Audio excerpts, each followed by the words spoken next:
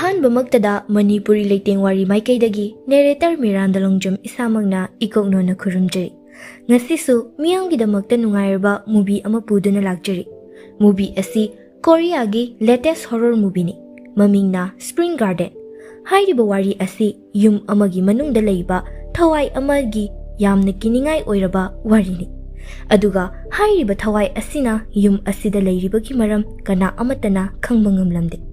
Film asigi wari taraba matung thawai asina pamliba asi makoina khangba ngamkhibra natragana khangba ngamkhidrabra haiba adu yengminasi.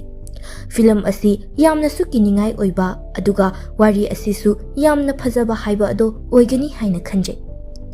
Movie asigi hek horakpada teenager mari urami. Makoina jungle manungda leiba yum amada lakrami. Makoigi mamingna Minjin, Yora, Jinre amadi Hyunsukni. Makoi mari asi gang group amada yauba mioi ni. Makoina mafam asida lakpagi maramdi yum asi check tawba lakpani. Adubu kari maramgi check tawba lakpano haibadi aikhoina khangde. Makoi ahumdi yum manung changkhre. Aduga Hyunsukti yum adugi mapanda leirami. Maramdi yum adudagi kana amata mapalomda chenthoraktanaba haiduna sangnuna leiribani. Makoina yum manung aduda changluba matamdadi yum adugi maisu laklamde. Aduga potchai kaya ama akai atoi thoktuna leirami. Tauriba fibam sing asi ubada makoi karino haiduna chamamnaba khara forami. Asomdana Hyunsukna selfie namduna leiringai mana namliba photo aduda masak khangdaba nupi amagi masak photo aduda taraga leirami. Man onthoktuna yengluba matamda kanasu leiramde. Adubu photo adudasu ngasai yaukhiba nupi adu amuk yauramdre. Somnana Jinrena ka amada changlakpa matamda ka aduda erotic oiba photo kaya ama thenarami. Aduga Minjinna angang machagi oiba ka amasu thenarami. Ka aduda upu amasu leirami. Hairiba upu aduda makhon ama tai haiduna hangdoktuna yingluba matamda kanasu leiramde. Ngai hak leibaga Minjinna thongnawlomdagi Hyunsuk yenglakpada asongba mungsonglomdagi musuk muba mami ama urami. Tanja aduda magi masam adu kanagumba mioi amana pairaglami. Masina maram oi Minjin aduki matik yamna kijaba fawraglami. Asum leiringai Yora ka aduda chainlaglami. Makhoi mari asina mafam asida lagliba asi nupi ama yum asida thiba lakpani. Moina thirakliba nupi adu mafam asidadi leiramje. Hairiba nupi asigi mamingna Yuzun kawi.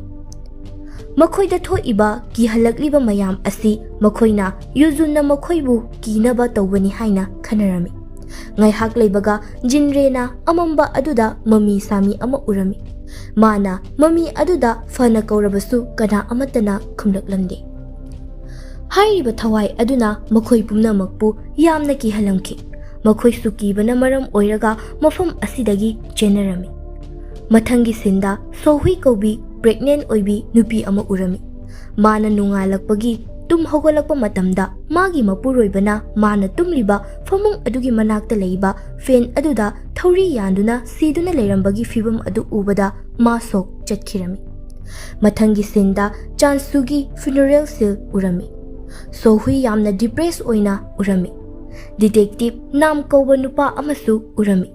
Mana makhoi geng haibadi ngasai film asina horakpada ukhiba mioi mari adu fanaba haiduna thigaliba misak amani. Mana sohoigi manakta laktuna magi nupana siriba adu mother natte masa matumta sijabani hayami. Adubu sohuinadi magi mapuroibana siriba asi motherni haina khanduna hujifawba leirami. Asomda pangthogliba funeral mafamda khana chainava thoglami. Chansugi machena sohuigi mache heranda nangi nachanupina kari tawrubagino aigi inaw nupana thauri yalaga siribasi haiduna wa kana ngangnaraglami. Aduga Chansugi mama laglaga sohui amadi heranda athiba wa kaya ama nganglaglami. Masida herana sauningbadagi Chansugi mache adugi masam adu foirami. Makhoi khatnaba adu khamtoklupada kanna ilakpana maram oiraga tusanbadagi sohui adu miscarriage oirami. Sohui adu wantharakpadagi herana khudakta hospital duda purami. Sohui gini haibada kana amata leitabaga chap manari. Hojikti magi yetki pamum oina lepigani haina khanjaramba mapuroiba amadi pibuk nungda naupuriba fizigi mani taibang faudringeida mangkhre. Adubu magi machagi ultrasound adubu yengjaraga tumduna wakhal nungaitana leijarami. Nungdangi matamni magi ka adu makhol khara tarakpadagi thong adu hangdokke hek tawbaga lawyer amana call tawraklami. Nonganbaga sohui amadi herana chansuna sohuigi damakta kanamata khangdana yum ama jungle lomda saduna leirami. Aduga paisa mayam amasu thambirami. Hairiba yum asi ngasai sakhangdaba thawai ama leikhiba yum aduni. Masida lawyer na sohuida hairiba yum asi yonthoknaba hairami. Yum adugi photo sing adu sum yenglakpa matamda thawai ama thongnau lomda leiba adu urami. Hairiba photo asi numit anigi mamangda kapkhiba photo ni. Masi ubada makhoi ngaknarami. Mathangi sinda jung kauba nupa amana hairiba demoning oiba yum adu check tawraga leirami. Jungna huichel khongbada akoibada nusisitpa horaglami. Mana yum asi demoning oiba haibadi thawai leibagi mami ama lei haibasi mana khanglamki. Jungna mafam adudagi tholakpa matamda lambida sohui amadi heran yum yengba lakpa adu urami. Sohuina yum adu hek yenguba matamda mana yamna pamjaba yum haiba ado oijarami. Aduga garden amasu leirami. Hairiba garden asina spring garden haina kaurami. Sohuina pamjaba pot khudingma yum adugi manungda loina fanglami. Maramdi chansuna hairiba yum asi magi nupigi damakta sakhiba yumni. Sohui amadi magi machena yum adu chatchatuna sum yengduna lakpa matamda yum manung aduda pochai kaya ama kairaga taraga leiba adu urami. Masida makhoina khalami kanaguma mioi khara changlaklamlaga tawba soidana oiramgani haina khandoklami. Atopa wakhaldi karisu hena lamsilude. Maramdi yum asi saba kuijiba yum oibanani. Asung kuina yenglakba matamda sohuina mami sami dauna tawba amuba ama urami. Adubu mana mami adubu ignore tawthoklami. Sum lakpada angang thamnaba leiriba ka aduda changlaklami. Adubu yamna ngaglibadi sohuina ka asidagi hek thokhibaga angang machana tumnabagi damakta thamliba famung adudagi I khara taraklami. Mache mabani yum adu yengba loiraga mayumda halage haina thoklaklami. Sohuina chatna yum adu sum yenglakpada nupi ama thongnaudagi uraklami. Sohuina chelaklaga amuk yengba changlakpa matamdadi nupigi mahutta nupa oina leiduna leirami. Matang asida ikhang khanghaudana yamna kanma nonglei nushit ama silakpadagi sohui adu mafam adumaktada wanthaki. Thagdok asidagi sohuina psychiatrist amagi manakta chatlami. Thokkhiba thagdoksing asi magi wakhanara khalami. Adubu amuksu chansuna matau karamna sikribano haibagi aronba wari adu yum aduda leiraga khangani haina magi wakhalna khalami. Amadi sohui yum aduda hongjinaba haiduna warep lepami. Mathangi sinda ka amada nupi ama urami. Haiba nupi asi ka manungda thonglonjilaga thamli. Nupi asigi masa asi yamna thina soklami. Adubu aikhoina nupi asi kanano haibadi khangde. Hairiba nupi asi kanano haibadi movie asigi loirakpada soidana khangani. Sohuina yum aduda hongjilami. Aduga magi machegi imung manung adusu laknaba hairami. Ahanbo hongjinba numiki numidangni. Yerum hauge haina tawringai yerum adu thugaiba matamda yerum amagi manungda yenau siraga yauba ama thenarami. Adu ubada sohui adu tukatchabana maram oi oramki.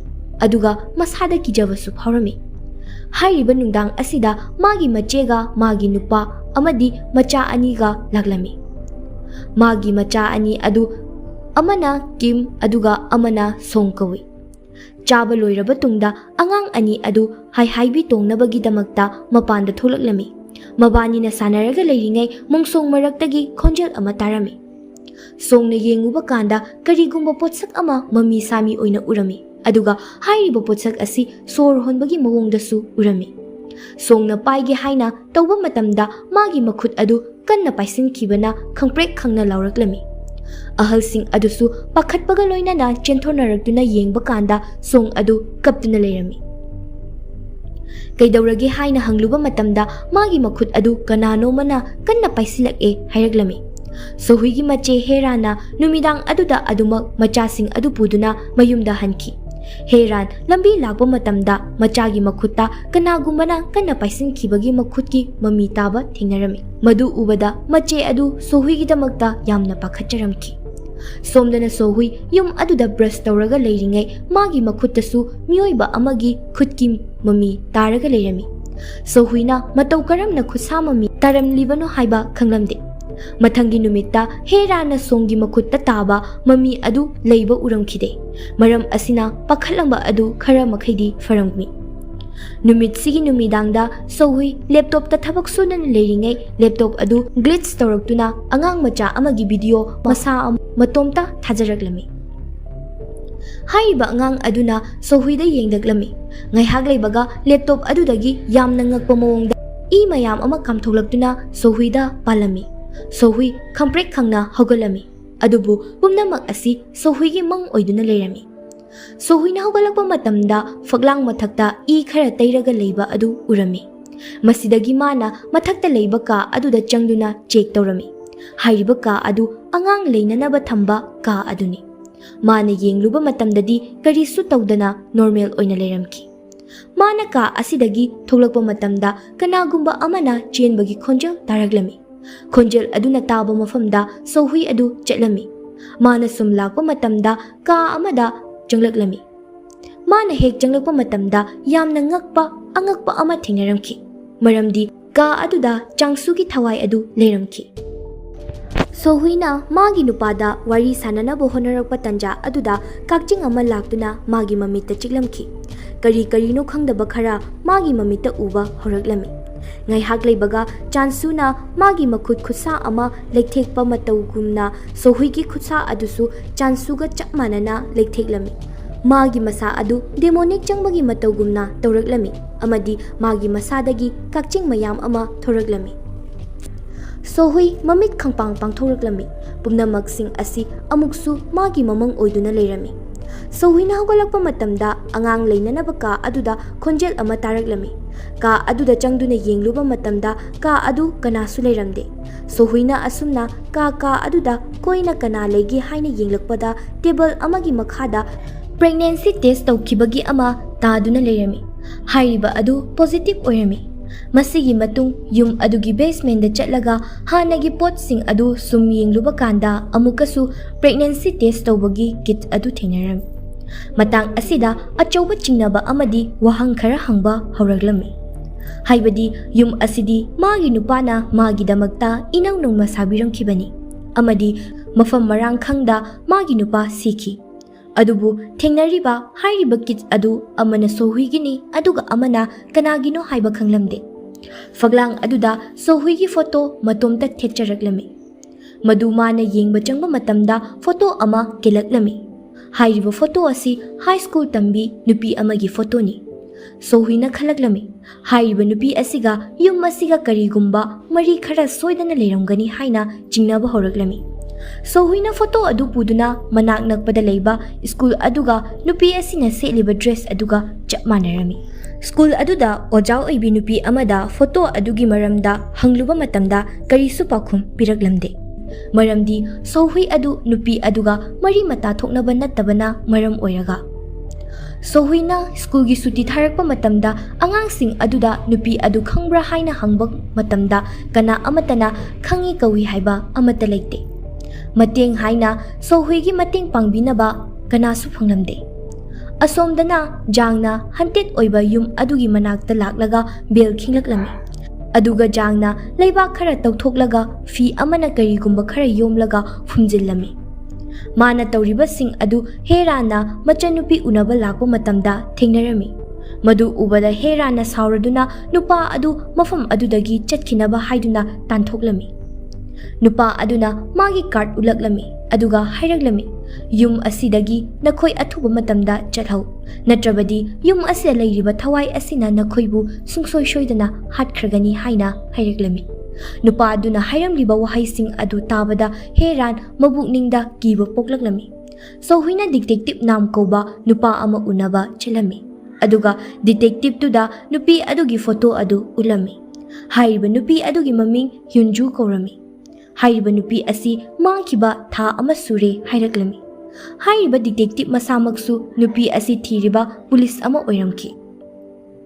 Sohuina khalanlami madudi nupi asina mangkriba aduga magi nupana sikribagi maramga soidana mari amadi leinai haina khalami. Detective na call wari sanabagi ngaihak thokkringai magi diary dagi photo ama urami. Hairiba photo adu gang haibadi movie asina ahanbada ukiba kangbu adugi photo ni. Hairiba photo aduda hyunjusu yaurami. Hairiba diary aduda makhogi maming leifam loina iduna leirami. Maduda sohuina photo kapsilami. Photo aduda yauba mafam aduda sohuina chatlami. Daw yariba haibu mafam aduda yora amadi yusuksu leirami. Sohuina yorada hyunjugi maramda hangami. Adubu kari amata haidoklamde. Sohuina yusukta wari saba horami. Adubu yorana yusuk adu puduna mafam adudagi chatkirami. Mabani sohuida kiba fawbagi mawongda mafam adudagi chenkirami. Makhoi ani bike tongduna yamna kanna thauraga chatlami. Maramdi makhoi anina sohui asi detective oiramgani haina khanbagini. Gari adu kanna thawbana maram oiraga accident thoklami. Accident aduna maram oiraga makhoi anigi thawaisu mangkhirami. Accident adu hek thokpa jangi manatondagi I khara taraglami. Jangna magi power dagi accident adu matau karamna thokkibano haiba khangba ngamlamki. Maramdi jang asi sakti paiba misak amani. Sohuina jinre unaba chaluba matamda makhogi gengdagi jinre warning fangbana sohui lakpada detective oiraboi khanduna chenkhirami. Sohuina sum tanarakba matamda jinre chenfam leiramde. Sohuina hairaglami ai detective natte. Ai mafam asida laglibagi maramdi nakhoi wari khara sananingbagi damakta lakpani hairaglami. Sohuina magi mapuroibagi photo utuna mahak asi khangbra haina hanglami. Masida jinrena khangde hairiba misak asi ai amung fawba udri haina hairami. Jinre masi hairamlaga mafam asidagi chatke haina tawrami. Matam asida sohuina satin ama puthoktuna pirami. Maramdi tanja asi nong yamna kanna tabana maram oiraga. Jinrena lambi chatna churup thakke tawringai kanagumba amana magi matung inarakpagum magi masada samil ama fawrami. Kizamandana sohuina piramba satin adu huntoklamlaga yumlomda yamna kanna chelaklami. Adubu mana yum tamna chelaglabasu adumak inaraklami. Mana magi room yobaga thongjin mapanda mana ngasai hundoklamlaba satin adu yalaga leirami. Madu ubada amukka hena kijakhibana thong adu sat hangdoknaba tawrami. Adubu matam asida mana maning onthoktuna yengluba matamda thawai ama leptuna leirami. Masidagi yamna thuna mafam asidagi chenduna stair lomda lakpa matamda hairiba thawai adu amu leptuna leirami. Upai leita masagi thawai adubu kanjanaba thongnau amadagi mahak hingnaba haiduna chongtharaklami. Adubu mana lekhatnaba tawringai ngasai sohuina pirakhiba satin aduna yamna tamthina makhanauda thingjinduna jinre mafam asimaktada mathwai lauki. Nakal amaromdana sohuina leiriba yum aduda laktuna heran ngasai sakhangdaba nupa amana laktuna tawrambasing adu hairami. Masidagi makhoina tawthoktuna yengluba matamda phi angauba amana chapu ama yomsinduna leirami. Hairiba chapu manung asida laitingi oiba pochei khara aduga sam kharasu yauduna leirami. Madu ubada machin manau ani aduki matik kijaba farami. Hairiba sakhangdaba nupa asi ngasai mamangda ukiba jang hairiba laigi oiba sakti chenba nupa aduni. Sohuina jangna piramba number aduda call torami. Adubu jangna karino khangdaba wahai khara hairaglami. Amadi jangna yum adu thadolaga chatkinabasu hairaglami. Adubu sohuina jangda yamna thina nganglamki. Magi pakhumsing adu tabada jang call thamkirami. Asomdana detective na jinregi asiba hakchang adu fanglami. Mathangi numita detective namna sohuigi matung inaba horaglami. Maramdi mana case asida hek yaurakpadagi hojik fawbada mi ahum sure siriba. Sohuina makhoi gengi marakta aroiba nupi Mizan unaba laglami. Mizan gi yum yaurakpada yum adugi thong hangdoktuna leirami. Ka aduda changlakpa matamda manung aduda incarnation tawduna leirami. Ngasai mamangda fazinduna thamkhriba nupi adu atai kanasu natte Mizan oirami. Sohuina Mizanda ka adugi mapandagi wari saba horaglami. Hyunjugi maming palakpada Mizan aduki matik kijaramki aduga hayraglami magi maral amata natte hayraglami. Masida Mizana wari liba horaglami. Masidagi pas sinda amu lakli. Wari aduda Hyunjuna ihan hana sakhang nakhiba asi Mizan bu online dagi thengnaki. Adubu Mizan gang member amani haibadi mana khanglamde. Adubu mahak gang aduda yawhalami. Hyunjudi yamna faba nupi amani. Gang member sing aduga yamna chanaramde. Masi makhoina khanglakpadagi nongma makhoina Hyunjubu yu taptai pithaklamki. Yu ngawmanbana maram oi gyan tadringai apartment amada thonglon sinduna thamlami. Madugi numit adudagi Hyunjuna mafam adudagi chengi haina tawba matamda makhoina fazinduna adum thamnami. Masida natana wakhal mangnaba gulisu bijaramki. Makhoina masak khangdaba nupigi hakchangbu pamjaba mioi kharadagi paisa lauthokduna masana yadana Hyunjuga leiminahalamki. Wari asi tabada sohui yamna sauningba fauramki. Mizana makhatana hayraglami. Aina di magi punsi ado adugumba lambida khak chalhaningkidabani. Wahai asi tabada sohui yamna sauna Mizanda yamna thina chairami. Warising asi tabada sohuina makhoigi gengna fazinduna thanambadagi Hyunju chenthoroktuna yum aduda lei haiba Mizandagi khangbangamlamki. Masidagi sohui yum aduda khajinduna thamlibasing adu thadattuna Mizangi manakta changlai. Mana changlakpa matamda Mizan phi amana kupsinduna makhongda yoli thangduna thamliba adu uramki. Aduga Mizana leiramliba ka asida photo amasu thetuna leiriba adu sohuina thingnaramki. Masidagi film yengliba aikhoina khangle. Mizan asi Janggi machanupini haiba. Jangna machanupibu asumna thamlibagi maramdi thawai adugi makhutta machanupigi punsi mangkidanaba haiduna laitingi oiba sakti sizinaduna ngakthokduna thambu oiramki. Ngaktang asida ikhang hodana sohui gyan ingaw ngawna mafam aduda leiramba pot amana Mizangi makoktamna thomlakki. Asomdana detective namda call ama laglami. Aduga jinrena siriba du sohuigi satinani hayraglami. Namna khudak aduda sohui fanaba haiduna laglami. Sohuina akaiba ligli ama paiduna Mizan hatke haina tawringai detective nam lagduna khamlamki. Sohuina Mizan bu hatke haiduna hotnariba asi sohuina natte masipumnamak thawai amanani. Mathangi sinda heran amadi machanupi song punna makhoi ani yum aduda leiringai song mamita thawai amu uraglami. Thawai aduna songbu puduna basement tamna laglami. Asomdana detective na sohui faramki. Sohuina detective ta haijarami. Ma masana khangna Mizan bu hatke haina thokkhiba natte. Magi makhutta kanagumba amana paisinbagum tawrakki haina hayraglami. Adubu namnadi mana haiba mayam ado thajabiramde. Aduga sikriba gengkangbu ahum asi sibada sohui chenai hainasu hayraglami. Photo kharasu sohuida ulami. Photo adu hek yengluba matamda mangonda kari no khara uba fanglami. Madudagi mana khalaklami. Hairiba thawai asi Hyunjugi thawai ni haina. Gengkangbu sing asi mathang khusi chadana siriba asi mana ma hatpagi laman singa ibani haina khalaklamki. Aduga Hyunju amadi mana hauji leiriba yum aduga karigumba mari kharadi soidana leinaramgani haiba khaglaklami. Aduga makhoi yum asida karigumba khudong thiba thodok ama thokle haiba hek khangbaga tanja aduda herangi kol laklami. Aduga song thiba khangdre haina hairaglami. Sohuina madu tabadagi akiba amaga loinana kol adu thamlami. Aduga detective na sohuina mayum chatke haiba yaram. Sohuina gari adu nangfuda accident thokhanduna accident adugi khudong chaba lauduna yum tamna chatlami. Mathangi sinda basement manungda songi mama lakduna machanupi songda nangdi mafam asida kaidoribano haina hanglaklami. Aduga makhoi ani mamangi matamda thokkhiba haibadi magi makhutta pairakhiba adugi matangda wari sanarami.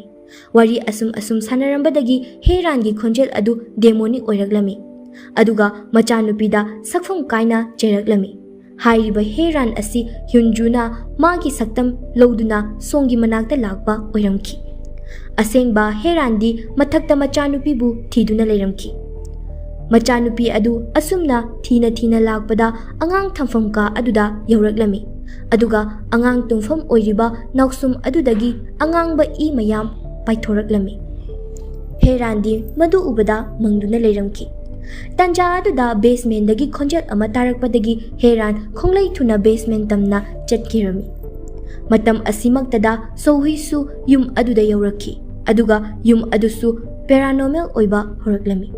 Masidagi mache amadi sohui tawduna basement gi thong adu hangdoknaba tawringai tanja aduda yum asida leiramba potchai kaya ama paikhatpa horaklami. Pairiba potchai sing asina kanagumba amada paiduna langakpagi mawonggumna mabani tamna pairaklami. Glass amana mache gi makokta thumlakpadagi khudakta mache adu wanthakirami. Wanthariba mache gyan taraknaba langnaringai yum adugi mai pumnamak mutkirami. Tanja asida lonsinduna leiramba basement gi thong adu khangang hangdoraklami. Sohui kina manung changduna yengluba matamda song makhada yamna kiningai oiraba sakfamda famduna leirami. Yamna ngaglibadi nakanda leiriba basement gi faklang mathakta I mayam amasu tarakpa horaklami. Song phamlambadagi hogolaktuna sohuida yamna munna akiba goi matawgumna yenglaklami. Songbu kannabagi damak chensinge hek tawbaga sohuibu thawai aduna lamna chingthokhirami. Haujikti song asi tamthiraba thawai asi jangkhrabani. Sohuina thawai asida nangyum asida kari maramgi leiribano aduga chansubuna kari maramgi damakta halibano haina hanglakuba matamda masidagi sohuibu tamthiraba thawai asina mathakta paihanduna unghalami. Sohuina mathakta yengkhatluba matamda sohuigi mamitta E drop ama tasinkirami. Masidagi thokliba thodoksingi wari asengba sing adu uba horaklami. Geng sing adudagi masa kanjanaba chenthораklaba matung masa matomta sijage thauranglingai tanja aduda chansuna mabu kanbiramki. Matam aduda chansuna magi nupigini haiduna sariba yum adu yunjuna leizafam oina bibirami. Yunjuna gyan taraklaba matungda chansuda wari pumba libiki. Wari adu tabada chansu aduki matik yamna nungaijaramde. Adubu mabani tapna loinarakpadagi nungsinaba horaklami. Makhoi ani leiba fawba leiminaramki. Kona thangdadi Hyunjuna chansu asi luhongle haiba khanglakpadagi khambanba fawraklami. Aduga sohuigi faklangda thekliba photos adudagi maningda magi photos su haptuna thamlami. Hyunjuna khambanba asi loiba naide. Noma Hyunjuna sohuigi photo khak theklingai chansuna thinarami. Chansuna Hyunjubu sauna yum adudagi tanthokirami. Adubu Hyunju yum aduda amu lakhi. Laglibagi maramna ma hauji pregnant oire hairaklami. Adubu chansuna di mana hairiba adu accept taude. Aduga test kit adu langthokhirami. Hyunjuna chansugi mawong adu ubada nungaitabadagi thang ama satoklaga angang adu lenkhainaba haina tawrami. Hyunjugi mafamdadi chansu asi magi pumnamak oirami. Chansuna mana tawriba adu khamdoknaba tawruba matamda Hyunju khongfam chahaudabadagi first floor dagi makhada takhirami. Mana takhiba matamda thang adu yaukhibana mabuk aduda lengduna tarami.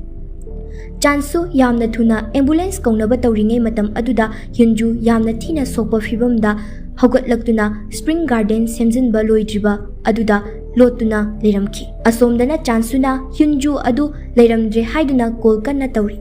Somdana garden adu semjinaba haiduna lagliba silmi kangbu sing aduna laibak mensinbada Hyunju adu mafam aduda adumak hingna fumkhirami.